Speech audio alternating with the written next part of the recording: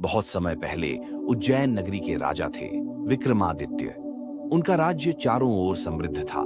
खेतों में लहराती फसलें, मंदिरों में घंटियां बजती, लोग हंसी खुशी से जीवन बिताते। विक्रमादित्य न्यायप्रिय, पराक्रमी और विद्वान थे। उनके दरबार में विद्वान, कवि, ज्योतिषी और बहादुर योद्धा रहते।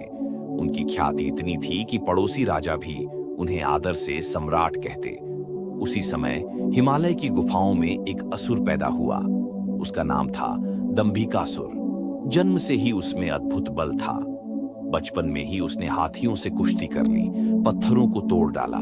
लेकिन जैसे जैसे वह बड़ा हुआ, उसमें दंभ, अहंकार भी बढ़ने लगा। वह हर किसी से कहता, मुझसे बड़ा बलवान कोई नहीं, देवता भी मुझे नहीं जीत सकते, मैं ही सबसे महान हूं। यही घमंड उसका नाम बना, दंभिकासुर। दंभिकासुर ने गांव-गांव में आतंक मचाना शुरू किया।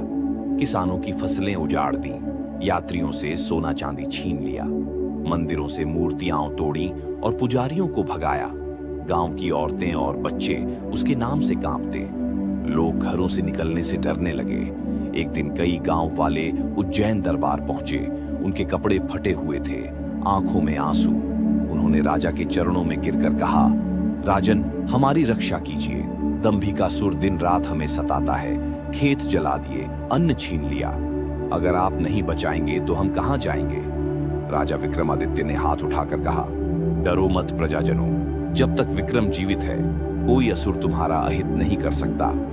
मैं स्वयं उस दंभिकासुर का अंत करूंगा। सभा के बाद मंत्री और ज्योतिषी बोले, महाराज, दंभिकासुर साधारण राक्षस नहीं, उसे वरदान है कि देवता और असुर कोई उसे नहीं मार सकते, केवल मनुष्य ही उसका अंत कर सकता है। राजा मुस्कुराए और बोले, तो यह तो और अच्छा है। मैं मनुष्य हूं, यही मेरा धर्म और कर्तव्य है।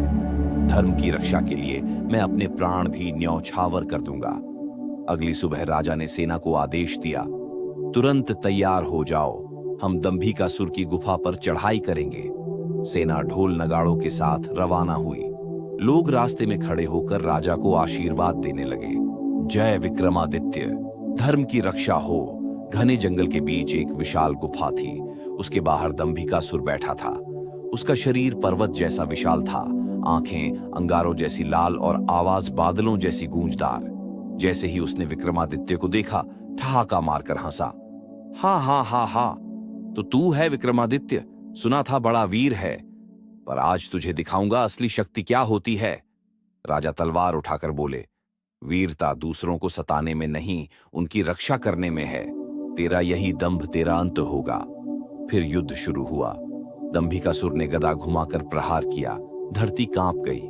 राजा ने ढाल से वार रोका और तलवार से पलटवार किया। असुर ने अपनी माया से 10 दंभिकासुर बना लिए। राजा ने अपने मंत्र ज्ञान और संयम से सारी माया काट डाली। कभी वे घोड़े पर चढ़कर आक्रमण करते, कभी पैदल तलवार चलाते। युद्ध कई घंटों तक चलता रहा। सेना दूर खड़ी विस्मय से यह भीषण द्वंद्व देख रही थी। थककर दंभिकासुर गरज उठा, राजा, मेरी शक्ति अपार है, कोई मुझे नहीं हरा सकता। राजा ने शांत स्वर में कहा, शक्ति का घमंड ही विनाश लाता है। देख, यह प्रहार तेरे दंभ का अंत है। कहकर राजा ने अपने दिव्य शस्त्र से सीधा वार किया। शस्त्र दंभिकासुर के हृदय में लगा। असुर पीड़ा से चिल्लाया और धरती पर गिर पड़ा। उसके गिरते ही पूरी धरती हिल गई। दंभिकासुर मरते ही आकाश से पुष्प वर्षा होने लगी। दिव्य वाणी गूंजी, धन्य हो विक्रमादित्य, तुमने धर्म की रक्षा की है और अहंकार का नाश किया है। तुम्हारा नाम युगों युगों तक अमर रहेगा। प्रजा खुशी से झूम उठी। नगर लौटने पर हर घर में दीप जलाए गए, मिठाइयां बांटी गईं। लोग एक स्वर में जयकार करने लगे, राजा विक्रमादित्य की जय, धर्म की विजय हो।